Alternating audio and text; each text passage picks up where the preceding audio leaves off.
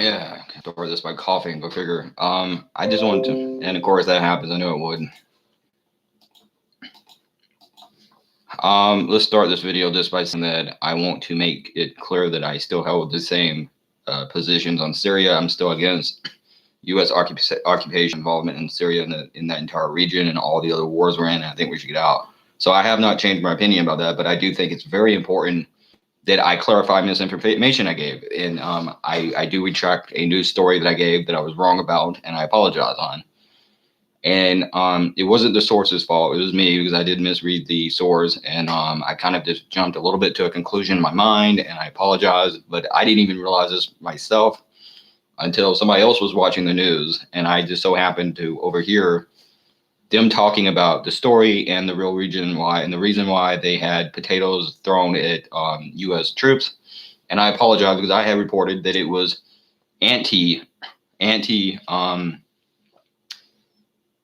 American for people, protesters that wanted us out of the region. But in this case, I was wrong. Because in this case, it was people that wanted us to stay in the region. And I honestly did not know that at the time. And I'm sure it's happened both ways anyways. And again, this is not incredibly important other than it is to me that I give you the correct information and that I don't give you misinformation or lie to you, or that you don't think that I'm a liar, or for that matter, an idiot. But in this case, there's no other way to look at that. Look at this. That was idiocy on my part. And again, like I said, I look at a lot of news and I care a lot of shit, including a lot more. I care about stuff a lot more important than who's being thrown tomatoes at, or potatoes or whatever it was. But in this case, that was incompetence on my part, and I want to clarify the misinformation I gave. That is not what I do, and I did not intend to lie to you. Now, on that issue, and if you don't still care to hear what I'm talking about, then I understand that. But I want to talk about why I do still think it's important that we get out of Syria and why this really doesn't matter. And that is that, first of all, we have largely destabilized that region, and we have lots of different motives and interests for going in, and they're not all positive, and probably mainly not positive, especially in the past, under various different United States regimes. And a lot of it is empire building and exploitation of that region and of different countries. And again, I have to ask this, or I have to ask you this. If they were throwing potatoes at us because they didn't want us to leave, were they throwing potatoes at Bush because they wanted him to stay? No, they didn't want us to go there. And I'm sure there's just as much and probably a lot more opposition to us being in the region of Syria than there is for that. And we have totally destabilized the region. And again, was U.S. forces keeping ISIL from terrorizing across that region? Or was that largely Syrian, Iranian, and Russian coexisting forces driving out ISIL? And again, that's not to say that America is a problem for all of this, but there is reason for condemnation of those regions, and I'm sure America is not totally wrong. But we have to leave sometime. There's no denying that. And while we're over there right now spending money and on resources and staying over there, and we're getting bombed and we're bombing them, and we're destabilizing and causing the destabilization of that region in many cases.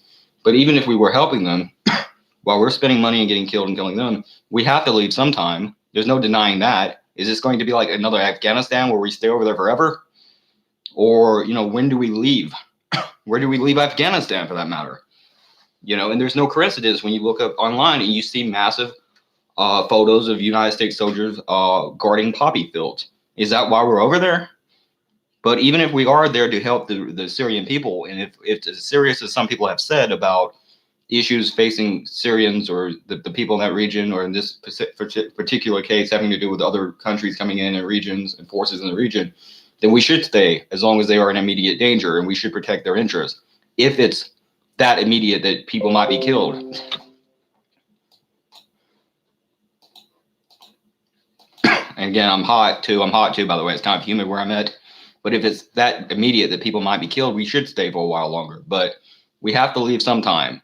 And we can't go on continuing to police the world and beginning wars and engaging in wars forever, because the wars don't end, or they just keep going and going and going. And again, these people have been fighting for hundreds and even thousands of years before we were born, or before there was an America, whether long before we got involved. And they will be fighting for hundreds and thousands of years after we leave. And we are going to end up eventually, probably like a Vietnam anyways, and maybe even in a more catastrophic way. Because from what I understand about Trump's plan, it would get us the hell out of there a lot quicker and cheaper, and probably with less civilian death than if we stay over there longer and longer and longer and longer, because we're going to end up like Vietnam anyways. And we all know the massacre that went on in some regions of Vietnam. And it's going to be like that. But regardless of that, should we still be in Vietnam because it might have happened if we didn't leave? And again, how much of these wars and bombings and chaos is America bringing to that region? I think it's a lot. And there are corporate and banking regions and reasons why we are over there. And there is a kind of a globalization and a exploitation of the world, especially in the Middle East and in Mesopotamia, that is going on under the current forces of American power, American politics, and as well as in other countries like Saudi Arabia and like China. And you still hear all this talk about China, and everyone wants to attack China now. And I'm not taking up for China. I don't like China either. But at the end of the day, our main problem is not China. It's not even Saudi Arabia, and it sure as hell is not Russia. The main problem of the United States government is the United States government and the corporations and bankers they're in bed with. And that's our main problem. But if they are in immediate danger, I do think we should stay. But again, getting back to the point, that is not the main reason I want to make that video or make this video. The main reason I want to make this video is to say and to clarify I was wrong. And it was not them throwing potatoes at us for the reasons I thought that they wanted us out. These people supposedly, as far as we know, at least from what the media tells us, wanted us to stay.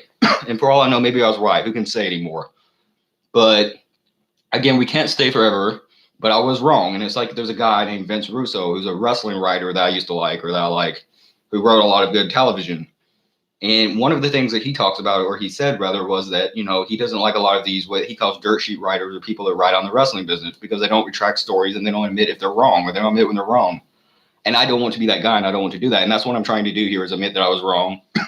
And I want to bring that to you. And again, if you watch the news enough, you probably know anyway.